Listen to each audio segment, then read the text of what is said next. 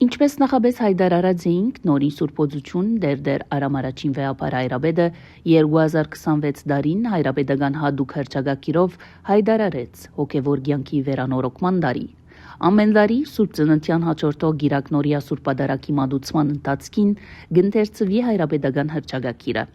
Արայդ գիրագի 11 հունվար 2026-ին հնդածը Սուրբ եւ Անմահբադարակին Գաթոյգոսարանի Գիլիկիա Մադենաթարանի Մադենաթարանաբեդ ծերակիրներու ու հնադիբերու բաժանմունքներու դեսուչ Կերաշնոր դեր Շահան arczepiskopos Սարգիսյան ընթերցեց հայրաբեդական հռչակագիրը։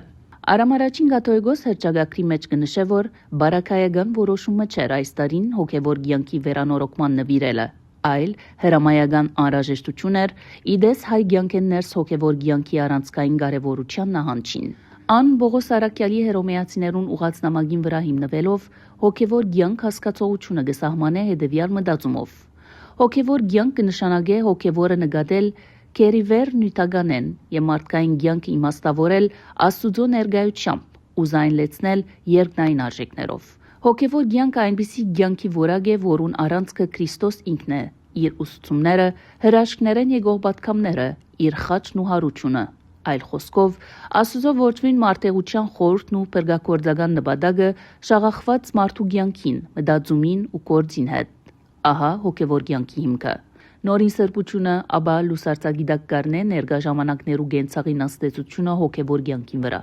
Իսկ ինչ կվերապերի հայ եկեղեցվո, հայրաբեդը կնշե, որ ձեսը, վանական կյանքն ու մշակույթը արդահայտիչ աստակներն են հոգևոր կյանքին։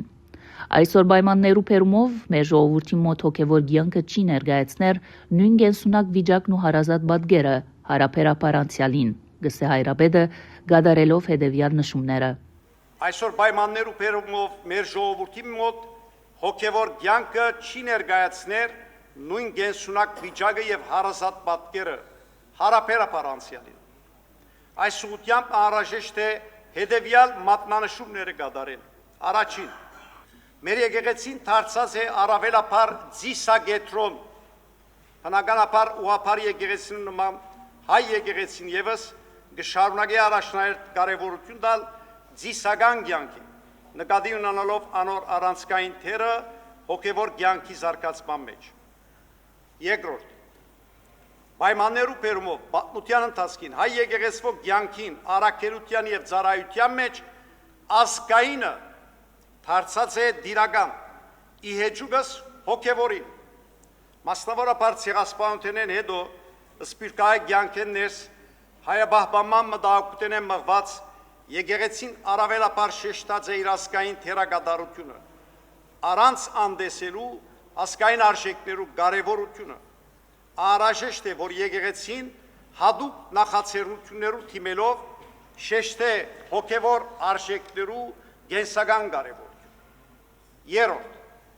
իրաբաշտ մոդեցումը այսօր ցույց կտա, թե մեր կրոնական շրջանակներեն ներս հոգևոր կյանքը սկսած է դառնալ ընդհանրապես ցևական եւ ցուցական հայ իրականություններեն ներս